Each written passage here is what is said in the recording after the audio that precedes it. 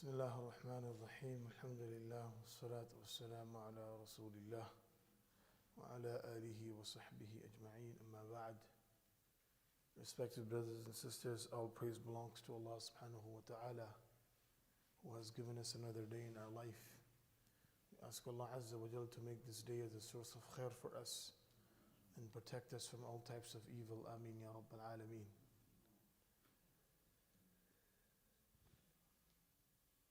From the teachings of Rasulullah sallallahu alayhi wasallam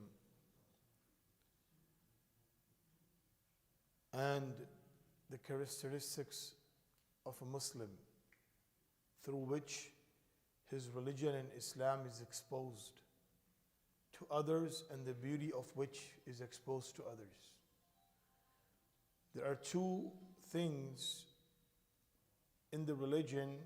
One is to rectify yourself, and this rectification of yourself, how effective it is when it comes to the matter of dealings and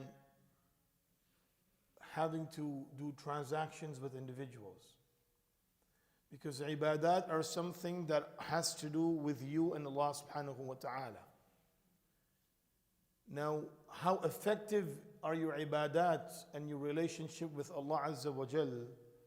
The exposure of that would be your dealings with other individuals. If there is a deficiency in your obedience to Allah subhanahu wa ta'ala, this deficiency will be seen and exposed in every single aspect of your life. So if a person's salah is defected, then this defect of his salah will be seen in other actions of his life. This is why Rasulullah sallallahu alayhi wasallam said, "As-salatu nurun," that prayers, they are the light of a person.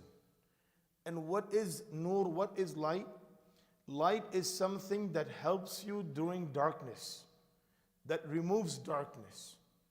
So every single aspect or action of this individual's life, it's in darkness if it's found without the teachings of religion.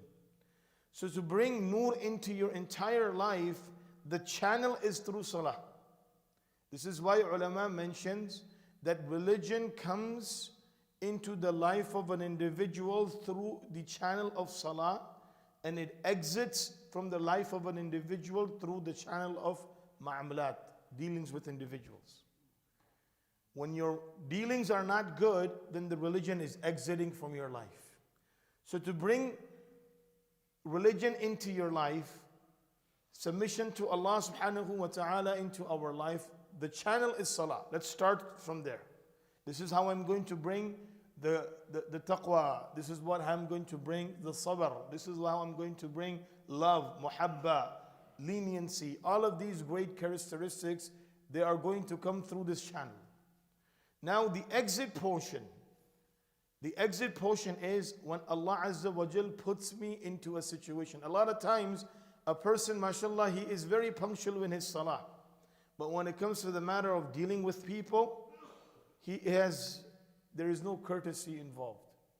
In fact, his behavior will be such that you will be thinking that this is the same brother that comes to the masjid every single day for every single salah. Is this the same person? Is this the same individual? So this is the exit point. When a person's ma'amalat, his dealing with people, they are not good, then religion has exited from his life. So as we make effort for the religion to come into our life through this channel, we have to make sure that the exit point is closed so the religion remains in our life and it's not just exiting. So Imam Bukhari has mentioned a hadith in his Sahih on the authority of Hudhayfa bin Yaman radiyallahu anhu, Babu ma dhukira an Bani Israel, the chapter with the information and the stories that are being given to this ummah about Bani Israel. Hudhayfa bin Yaman radiyallahu anhu mentions, Sami'tu an-Nabiyya sallallahu alayhi wa sallam. I have heard the Prophet sallallahu alayhi wa sallam saying that in the previous nation there was an individual, Atahu malakul maut. The angel of death came to take out his soul. So the angel of death asked him, هَلْ عَلِمْتَ خَيْرًا? Have you seen or have you known about any good that you have done in your life? He says, مَا أعلم, I don't know. انظر, ponder upon your actions. He says, مَا عَلِمْتُ إِلَّا, I don't know any good except for this good that I have done, I do in my life, is that I am a businessman. Now in my transaction of business, there are people who buy merchandise on payments. They don't pay cash. So as a courtesy to them, those who are rich enough to pay me back, I allow them some extra time to pay back. Even though the time which is committed and given, if they're not able to pay back within that time, I allow them more time. Okay, you can pay back after a few months or after a few more days. And those who are constrained, they are in difficult condition. Sometimes I let them go, or sometimes I forgive them. So the angel of death told him, هذا هو, this is your action. And then Rasulullah sallallahu alayhi wasallam said that Allah subhanahu wa ta'ala admitted this individual into paradise just looking at his transaction. That how lenient, how kind, how loving, and how respectful he was when it came to do transactions with individuals. So a lot of times, our deen and our Jannah lies in our business dealings with individuals. And this comes both ways, those who are selling and those who are buying. So we have to be lenient on both ends. It's not that one person is being lenient and the other person. A lot of times the person has this understanding, or this person is bad, so I will be bad to him. That's not the justification of your behavior being bad. His bad will take him on the day of judgment. Your good will help you on the day of judgment. And the true characteristic is that you be good to those who are bad to you. This is akhlaq. This is what the Prophet ﷺ has taught us. And this is what he advocated throughout his life with his own personal action.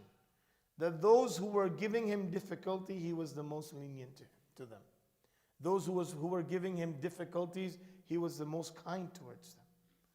So when we bring, because the community is built upon individuals who are practicing Islam into all aspects of their life.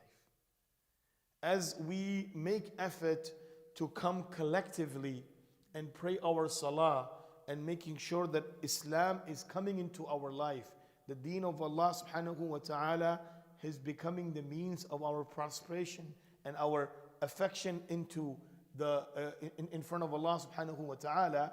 Similarly, we need to make effort that this deen remains. A lot of times we are very punctual in our ibadat, but when it comes to ma'amlat, dealing with individual, our transaction, our buying and selling, all of that happens to be very difficult for a person to understand that how a believer can be in that situation. So let's try to work on both ends. The effort of bringing deen into our life, and number two is the effort of making sure that deen remains in our life and we take it with us when we depart from this world. We ask the Almighty Allah subhanahu wa ta'ala to give us the understanding and the ability to practice. Amin ya Rabbil Alameen. Jazakum Allahu khairan. Subhanallah wa bihamdihi. Subhanakallahumma wa bihamdik. Wa nashhadu an la ilaha illa anta nastaghfiruka.